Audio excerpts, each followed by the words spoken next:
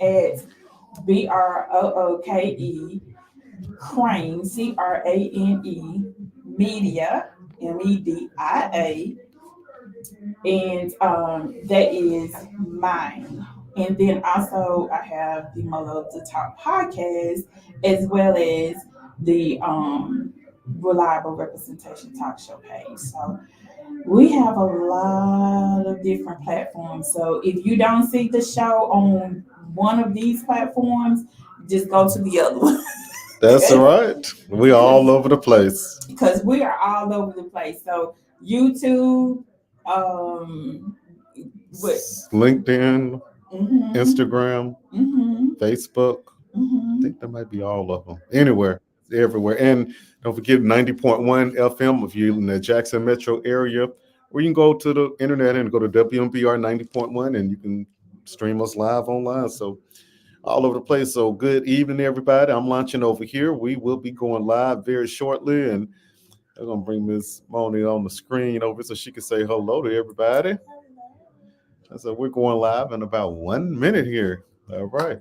I think Hand over there ready to take us away. Yeah.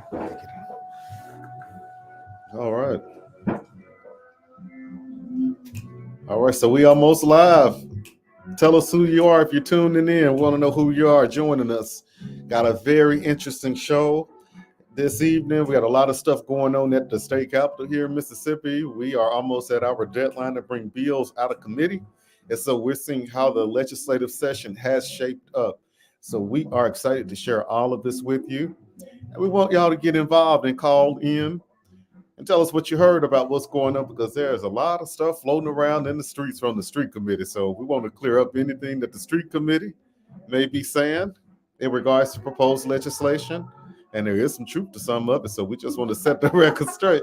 I'm gonna tell you, sometimes the street committee know what they be talking about. We need a sign. We need a T-shirt that says #Street Committee. Street committee. So, okay, that's cute. But the thing is, want to always be open and honest and transparent about what is happening around our city and what's happening in our legislature. We do not want our people to be in the dark.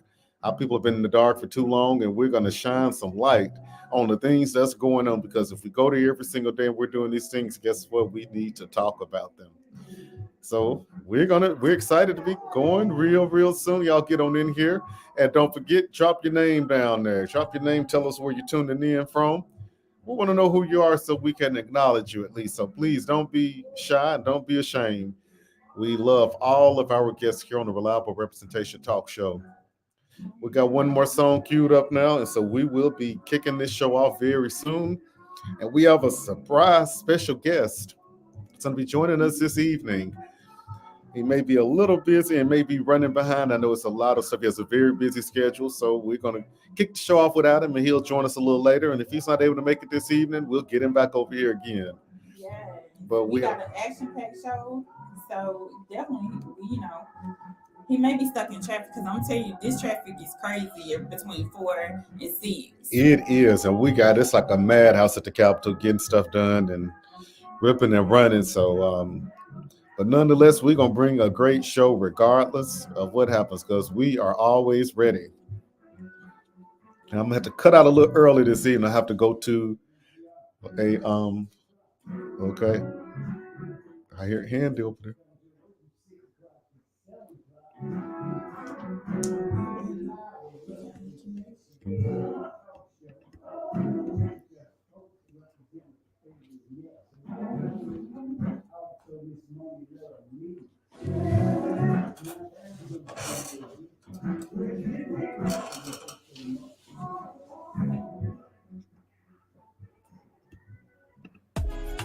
Join us every Thursday at 6 p.m. Central Standard Time on WMPR 90.1 FM with your host, Representative Fabian Nelson, and yours truly, Miss Moni Love Media.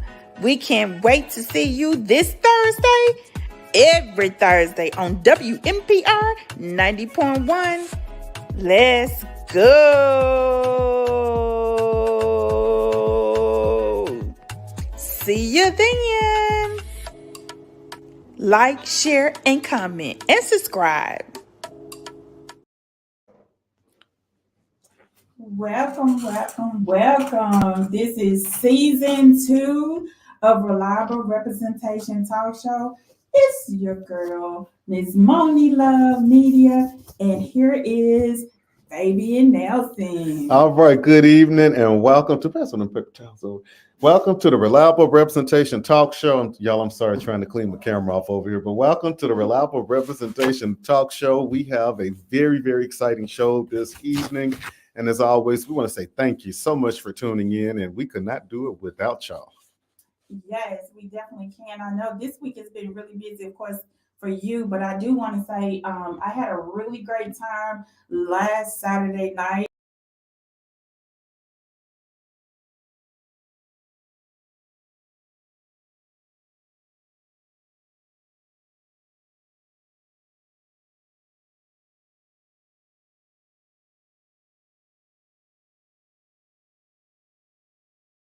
And of course, Northside Mississippi Led 80s Baby Entertainment, of course, Stephen James Foundation. Y'all, kudos. Shelby, you guys, y'all did a great job. DJ Montague kept the music going. Food, plenty of food, just libations. Everybody was in good spirits. Everybody looked good. It was a gala and everybody understood the assignment. And how was your week? My week's been pretty good. Oh my God, it's been busy. We've been handling business at the state capitol. We have been probably pushing out anywhere from probably 25 to 35 bills a day. So it's been full force, and it's still slow for us because when it really gets rolling, such as next week, we're going to have a whole lot more legislation uptake. But a lot of appropriation bills, a lot of a lot of resolutions and things of that sort. And so we haven't really gotten into the full meat of the legislative session as that we will be getting into. But there is one thing that I'm so proud of that happened, and I know y'all saw it on the news. And so yesterday, the Mississippi House of Representatives, for the first time in Mississippi's history, we entertained legislation to expand Medicaid. Ooh, that's big. Not only did we entertain it, we passed it in the House of Representatives by alarming number. It was over a 2/3 majority. So this is a bipartisan bill. It passed through the House of Representatives. It's over in or either on the way to the Senate for the Senate to take this measure up. And the Senate can do a few things. They can pass it through the Senate, or they can make amendments to it and send it back to us, or they can vote it down, in the Senate. But our expectation is that it will pass through the Senate or either be amended, because the terms that our lieutenant governor has asked for, we have all of those terms in the version that we sent out of the House. And so it's our hope that, it passes and it goes on to our governor for signature and be signed into law. That is some really great news. When you told me, we're gonna be discussing some bills. Now, this is huge news. Like this is huge for Mississippi, because I know that there's a lot of people that need health care, affordable health care.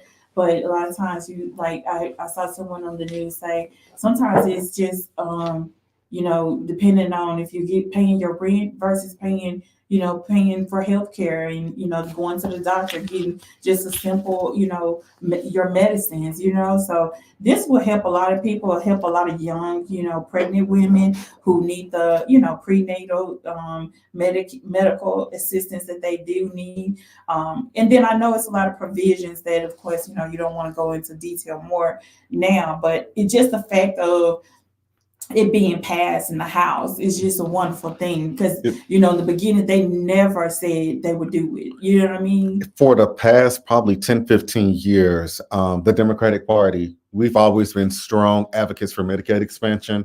We've had bills on top of bills to get it done, and those bills never made it out of committee. So the fact that this bill made it out of committee, and when we debated this bill, we probably debated it for maybe 10 to 15 minutes before passing. And so that in itself is very, it shows that the momentum is here. It shows that it's a new day in Mississippi where we're listening to our constituents. And one thing, as you know, that was one of my platform issues, was Medicaid expansion. people told me I was crazy. Fabian, you're crazy. That'll never happen. I said it'll never happen if we don't try. But I am going to fight for Medicaid expansion. I can't promise that it's going to happen, but I can promise I'm going to fight every single day for it.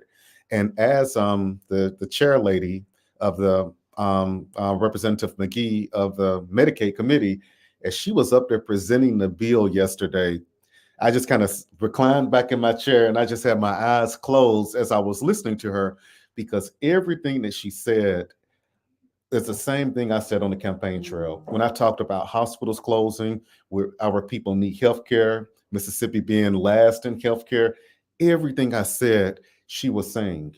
And I'm not saying this at, oh, well, you know, I told you so. I'm not saying it's one of those moments, but it was a proud moment because I now see that people are listening. And that's important. We've been saying this, the Democratic Party has been saying this for so long. So it's nice to see that it's resonating and people are seeing it.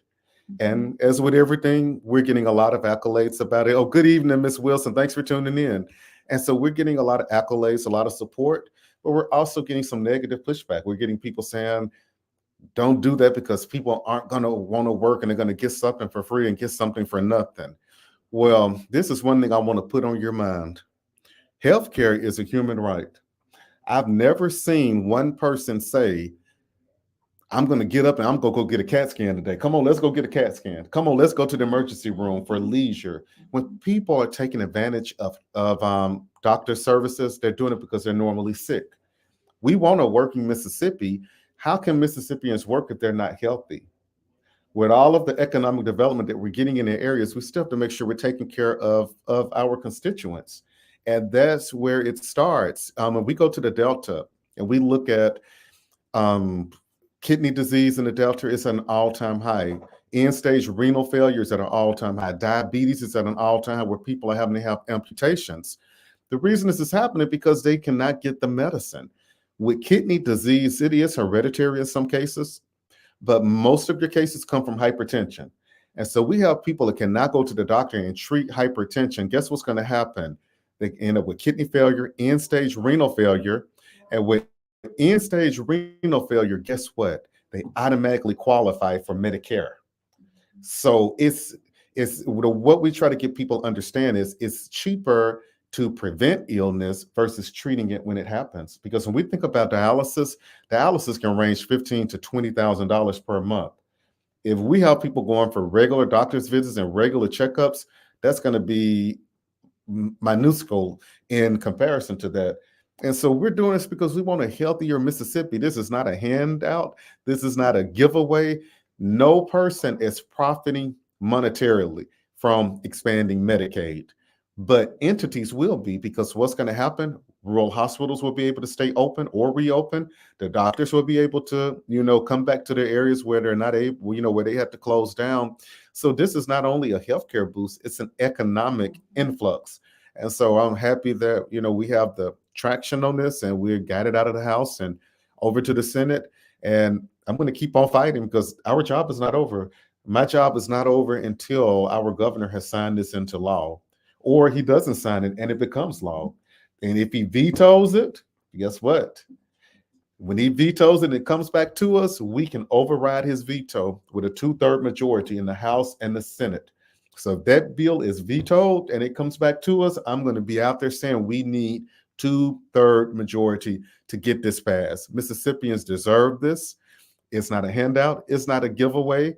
It is something that everybody deserves. I truly agree with that. And I think that is wonderful that we take, a lot of representatives that are going in and they're fighting for different bills. But this one right here is for the community. And I think that the common ground, I think that's what made, I'm assuming that is what made everybody come together so quickly when they were, debating it, is the fact that so many people this will help so many people in Mississippi. And like you say, it's not saying that it's making someone, feel like they're like a helper, you helping them out in that essence. to make them hinder them. But what it is giving up someone who has an opportunity. Maybe they have 2, 3 kids, they can't afford health care, or maybe someone who's an elderly person or someone that's a senior citizen that possibly can't afford it, you know. So that's what we're saying, that a lot of people are not privileged to, you know, work for a corporation that provides insurance or they can afford the insurance.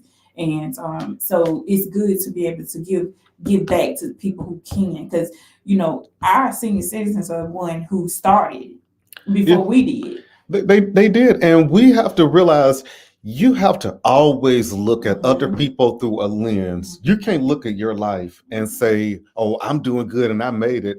Because I'm going to tell you this moment of transparency. As legislators, we are on a state plan. So we're on a state plan and we have a really good rates on our insurance and we have top of the line insurance.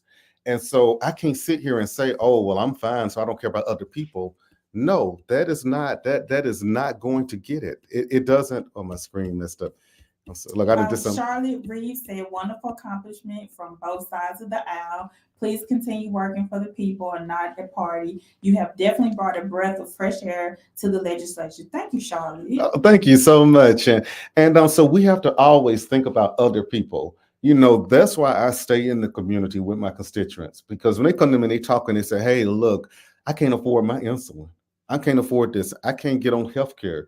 You cannot sit and look at yourself and your situation and say, oh, well, I don't care about other people. You have to always think about other people, because everybody, you know, when we talk about equity, everybody is not right there with you. We got to make sure we're protecting people. This is not, this is no shape or form welfare. I don't care if anybody wants to debate that as well, they can call in right now and I'll go back and forth with you on it. This is not welfare. This is something that's going to be helping Mississippians, and the federal government will be paying 90% of this rate. So we will only be responsible for 10%. And I want to say this is going to put about 200 to 250,000 more people. It's going to give them, you know, health care. And first of all, I do want to say this. You know, God blesses us to be able to bless others anyway. So if you are blessed and come from a family that has, why not, you know, want to help and try to pass bills and create avenues for others who don't have or maybe didn't come from, you know, just because I didn't walk over there or come from those side of the street, that doesn't mean my neighbor across the street, if I see them suffering, I don't try to help. So that's what they're saying, that you can still be on the same street, right, and have the same common ground and live in the same neighborhood, and you can want the best for each other. That's what you know, that's what they're trying to say, is that you can't look at your neighbor across the street and say, hey, your property value is you know, I have an upstairs house, so therefore you don't have a upstairs house, and therefore, okay, my property value is gonna be better. We y'all both live on the same street, so pretty much you see what I'm saying? So, you know, you can't really, you know, talk about somebody else if you really are not checking yourself. That's what I'm saying. And you know, this is something else I want to put on everybody's mind. Going a step further, one of my colleagues I serve with, Representative Tamika James Jones, she's in the Sunflower County from Belzona, and she shared a story with us when we were talking about this. Her niece, it was her niece, I want to say, but she had a family member. I don't want to say niece, but she had a family member, and the young lady was pregnant. And there's no hospital in Humphreys County in Belzona, Mississippi. So they have to come to either Indianola or go to Indianola or either Yazoo City. Mm-hmm. Well, her family member was having complications with the pregnancy. And so her husband was trying to rush her to, and her husband's a paramedic. Mm-hmm. Her husband was rushing her to the hospital in Yazoo City. And right as you're getting into Yazoo City, there's this big bridge. And when they got to that big bridge, probably 5 minutes from the hospital, her family member passed away on the side of the road. And so I said it to say, the hospital, there used to be a hospital in Belzona several years ago. The hospital closed down due to a lack of funding. And so when we expand Medicaid, that's going to open up opportunities to put more hospitals in the rural areas. Had that hospital been open in Belzona, her chances of surviving would have been better. Mm-hmm. So it's more to it than just giving people health care. This is opening up hospitals. I know when the hospital in Greenwood is having financial problems, I think over in Cleveland, they're having financial problems because what happens is hospitals have to treat every single person that comes in. So if you come in and you have no insurance, no Medicaid, they have to give you the same level of care and the hospital will not get reimbursed. But with expanding Medicaid, every single person that come in there, that gives the hospital opportunity to, be reimbursed. Well, thank you, Jay Evans, the blogger. Thank you so much. We appreciate you. He's one of our faithful listeners. We Appreciate appreciate it out of Texas. So thank you so much, Jay. And of course, this month is Black History Month. This is the last day of Black History Month. So of course, we want to give some quotes. This quote is from Harriet Tubman. Every great dream begins with a dreamer. Always remember you have within you the strength, the patience, and the passion to reach for the stars to change the world. And this is something that I thought that was very powerful in this particular phrase. It said slavery was legal. Colonialism was legal. Jim Crow was legal. Apartheid was legal. Legality is a matter of power, not justice. And I got that from the African Archives. What is Black History Month? Black History Month occurs during the month of February to celebrate the achievements and advances made by African Americans in history and society. It was officially recognized by President Gerald Ford in 1976. He called upon the public to seize the opportunity to honor the top, often neglected accomplishments of Black Americans in every area of endeavor throughout our history. We are honored to celebrate this historic month and bring light to some of the amazing contributions to society by Black Americans. So these are some people that I want to highlight because we always talk about the ones that we do know, but let's talk about some that we may not know. So Dr. Gladys West is the inventor of the GPS technology, the navigation software. So, when you look at your GPS, you would think it's a Black woman who actually invented that. The first Black-owned female tattoo artist is in the United States. Her name is Jackie Grisham. She's the first Black-owned female tattoo artist. Do you know who Claudette Calvin is? And when I tell you the story behind her, you'll know exactly who she is. She is the first Black woman who didn't give her bus seat up in Montgomery, Alabama. What was her name? Her name is Claudette Calvin. Okay. And she was the first person who didn't give her bus seat in Montgomery, Alabama, 9 months before Rosa Parks didn't give up hers in a specific role given to her to eliminate segregation in the South. The reasons for not choosing her to be the face of the bus boycott because of her colorism. Dark skin and European cared more of a lighter skinned woman instead of a darker complexion, younger age girl is 16. So she was 16. Well, she was 15 when she gave up her seat, but she actually was 16 when she had her baby. Wow. So they thought of at that time, and she was at a baby. She had a baby without wedlock. So the jury thought it was a bad image, and they thought that nobody would think that an underage woman, Claudette Calvin, at 15, at the time of her arrest for not giving her a seat on the bus, would be a good fit. So they handpicked Rosa Parks 9 months later. So that's when I say, I had this conversation with someone before, and I said, do you really think, we remember the movie School Days, right? Mm-hmm. And how the colorism is still prevalent in African American. And I had this conversation with someone. They said, no, it's not. And I said, if it was then, you don't think it is now? And, and I truly believe is in some essence, it is. I think some European people do look at, colorism and do try Yeah, Black excellence, so many brilliant people. Yeah, Jay, that is true. But I think a lot of people are actually still using colorism, but they don't know it's colorism. Have you ever noticed that? Yeah, I agree with you on that. I think it is still around. We Hmm. may not talk about it much, but yeah, I will say that it is still, it's still here.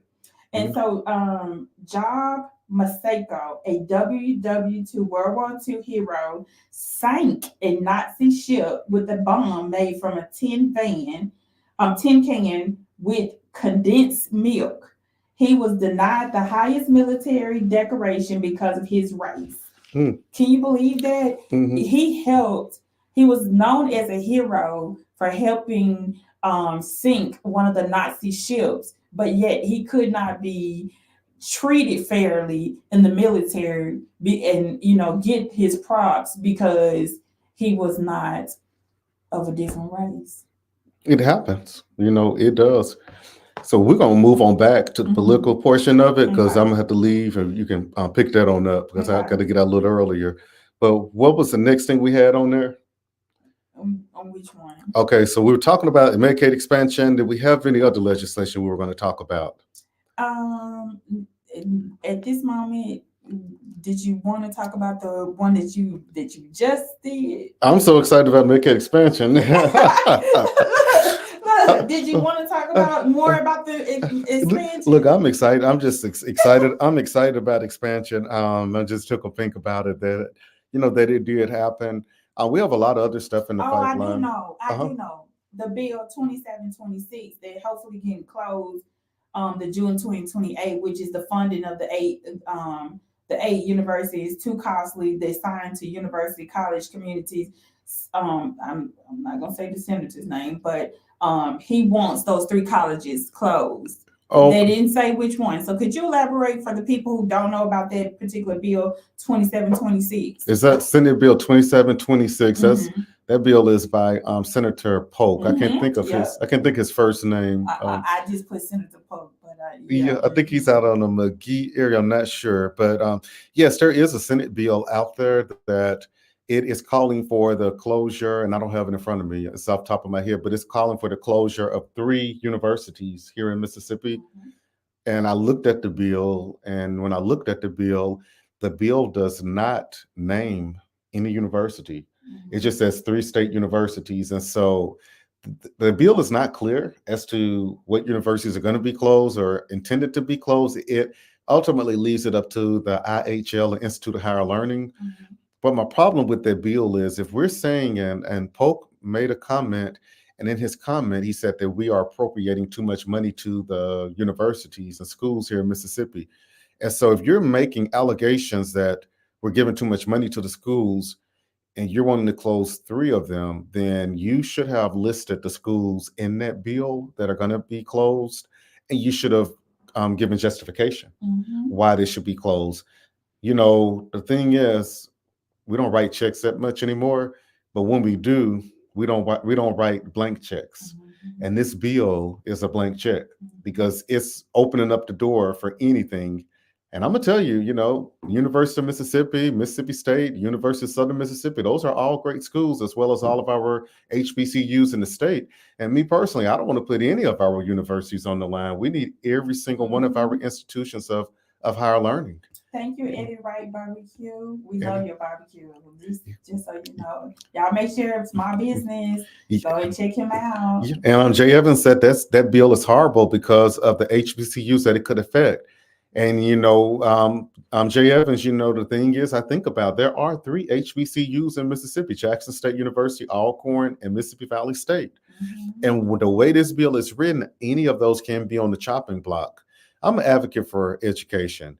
We have great schools here in Mississippi. We have people from all over the country coming here to get their education in Mississippi because of the high quality of education that we're able to provide. And so I don't know where the motivation for this bill came from. I don't know the logic behind it, but I'm just going to call it for what it is. And it is a very bad bill. It's very bad legislation. I've read it, and it is nothing in that bill that can make me say, okay, we need to entertain it. It needs to die in committee. it does not need to come out of committee Mhm. because it's just not enough. You just can't make legislation, leave it open-ended like that. Yeah, I think that that's not a bill that I personally, if I was voting on it, I would not vote for that. That's too open, where it's not very clear about what colleges and what university. But first of all, this is the thing: education is very important. They already say, we're here in Mississippi, we're not educated as it is, which that is not true. There's a lot of doctors, lawyers, there are a lot of business people, dentists, it's a lot of different people that have barbers, realtors. So I just feel like a lot of times people will stereotype us because they don't get to know us. And I said, this is where I want to challenge anyone or any representative or senator who may not be familiar with some of those schools that you're thinking that has the lowest attendance rate. Go to that school, visit that school. Biden has gone to certain schools. There's presidents that have gone to certain colleges because they wanted to get in tune and make sure that they are asking focused questions and asking probing questions and get to know the college students. Ask, why do you feel like you may not be able to graduate? Sometimes the reason why someone doesn't, able to go graduate is because they don't have the money. They don't have the funds. It's not that they don't want to graduate. Sometimes it's multiple people in the household that if one person went to college, then the second or third person may not be able to afford to go to college. They may have to just go get a job. So you have to do a survey or focus group and see why people are not attending. That's where I would start with, is trying to see why people are not, because I feel like that one thing about, what Biden is trying to do was eliminate debt for school. I feel like you should not have to pay for school. That's education. That's something that will help the community in the long run. I think more people will be able to benefit if they actually were, if they were able to pay, not have to pay for school and pay for college. But really quickly before you leave, I know American Slang Collection, of course, is owned. He's a Black-owned business, and he wanted to give away something. He donated something for us for the reliable representation. One lucky free giveaway to one person. So you call into our radio station. It's 601-948-5950. And of course, we definitely will love to be able to let you win this gift. So yes. So one lucky winner is 601-948-5950. You call into WMPR 90.1. And thank you again, D. Hughes, Damian Hughes, CEO and designer of American Slang Collection. We appreciate you, and we definitely, hopefully, to get him on the show one day. His business is here in West Jackson, so definitely go to his website, www.americanslangcollection.com. So thank you so much. We appreciate all that you do for us in the community. And we got a caller on line number 1. All right, so Hi, no, I'm. Hello. Hi, how you doing? Welcome to Reliable Representation Talk Show. Hi, am I calling number 1? Yes, you are. I am calling number 1. Congratulations.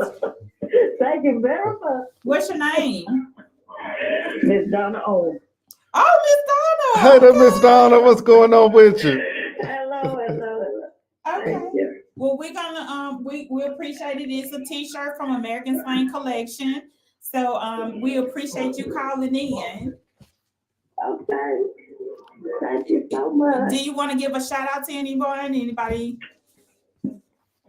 Yes, I'd like to give a shout out to my one and only, my brother with God in mind is Fabian Nelson. And I appreciate he always know when he wake up, Miss Donna is on his mind. Okay? I ain't gonna say on his mind, but on my mind. You on mine too. Deliver. Thank you. Okay, well I'm gonna give the shirt to him, and then do you live? She lives. Okay, so I'm gonna give it to him, and then you can get it from him. Okay. Okay. Thank you. No, thank you. It's always wonderful. It's always wonderful to hear from our listeners. It is. Congratulations, Donna.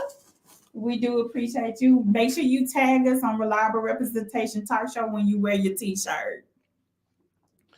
That's great. This just love. Look, it's always. I gotta get this shirt over to her. Yes, Well- definitely. well, so you get ready to go? I gotta get out of here. I gotta know. get out. I hate I'm cutting off shortly, but I'm gonna make it where we can still live stream Okay. while I'm gone. Okay. All right, y'all. So I I'm gonna hold appreciate it y'all. down. Representative Nelson has to go to a different event. Y'all let me know how Miss Mona do. Y'all know I'm gonna be showing Oh out. my goodness. Oh my goodness.